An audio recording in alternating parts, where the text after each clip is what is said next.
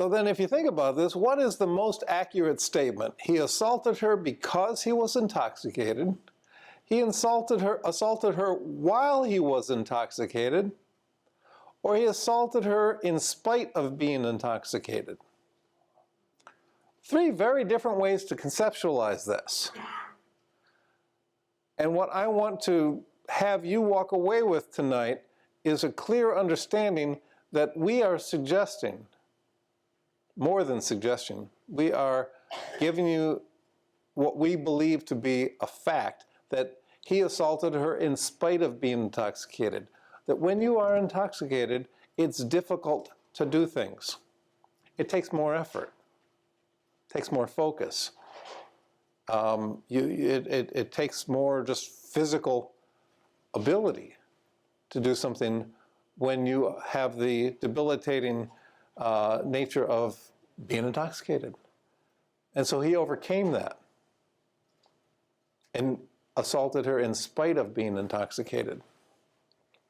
So that kind of analysis, that kind of what I call clarity about this, means that we've worked through all of these things that are barriers that all of us have, because we live in a world that doesn't fully understand this yet. We live in a world that suggests that anger causes violence. I will tell you tonight very clearly, anger is an emotion, it's not a behavior. That's all that it is. Anger doesn't cause anything. And maybe the medical profession would disagree, and they say, well, it causes heart disease and all these kind of things.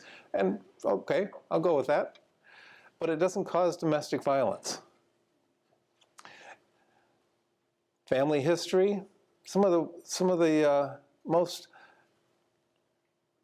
durable cases of domestic violence, generation after generation after generation, I've learned about from doing this programming over the last 30 years.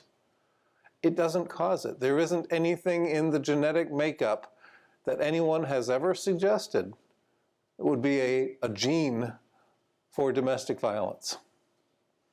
And for that matter, there isn't anything in a zip code. Because sometimes we hear people say, I've got a really bad temper. Who do you assault? Well, just my wife. You ever do that anywhere besides home? No, I'd get in trouble if I did that.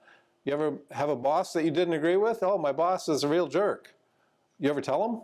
Oh no, I'd lose my job. Somehow, I just happen to lose my temper, which sounds like what happens with your car keys or your remote control. I lose my temper only at home. You know, it's only in this one zip code. No, it doesn't work that way.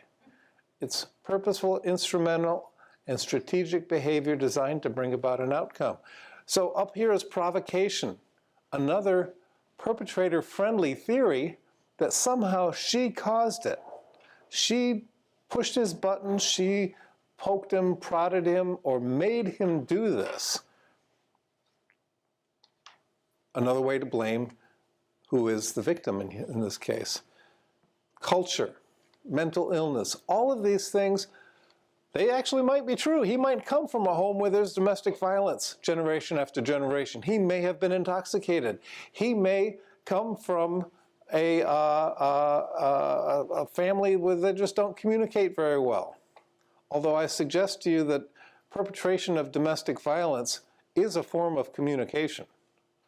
And if you question that, think about that look that your mom or your dad had. They didn't have to say a word. Maybe it was your grandma. Somebody in your life, in my life, had that look. And they would give you that look, not say a word. And you knew exactly where you stood and what you should or shouldn't be doing. So poor communication skills, not so much. Maybe they're not communicating what we would like them to communicate, but I think they're effective communicators. So when you get behind this brick wall, which you weren't responsible for putting it in your mind about this, you grew up in a world, you live in a world that doesn't articulate very well about why does domestic violence happen. When you get behind that, you get back to this definition of instrumental, strategic, and purposeful behavior designed to bring about an outcome. It's very clear, it's very simple, but it's not enough just to be able to repeat that. I want you, I want me, I want us to be able to say it in such a way that it shows that we really understand that. All of those other things, they might be happening. They might be concurrent, like the sprain, broken ankle and the strep throat. Both those things might be there, but one didn't